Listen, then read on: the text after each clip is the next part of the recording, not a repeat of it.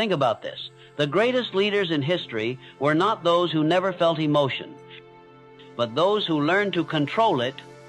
They still felt anger, disappointment, even fear. But instead of letting those feelings dictate their actions, they chose to pause, breathe, and then act with intention. This is emotional intelligence at its core, the ability to feel deeply, but not be ruled by the feeling. When you react, you surrender power. You allow the outside world to dictate your inner state. A stranger can ruin your day with a single word. A setback can destroy your confidence for weeks. But when you learn to respond, you reclaim control. You become the one who decides how to think, how to feel, and how to act, no matter the circumstances.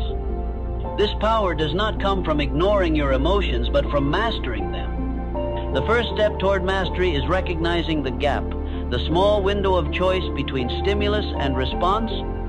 It is almost invisible at first, because most of us have been conditioned to collapse that gap into instant reaction.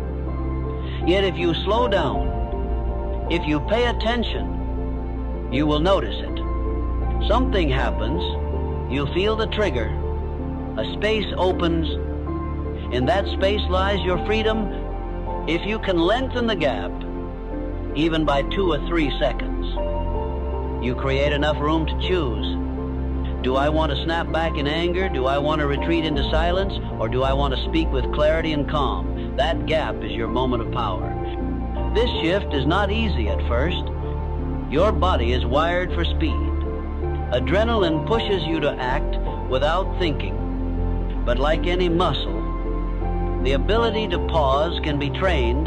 The more you practice noticing your triggers, the stronger the pause becomes.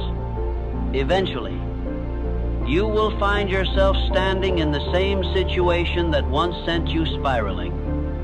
Only this time you breathe, you wait, and you respond differently. That is when you know the work is paying off. Let's take an example. Imagine you are in a heated conversation with a coworker who questions your competence. The old version of you reacts immediately. You raise your voice.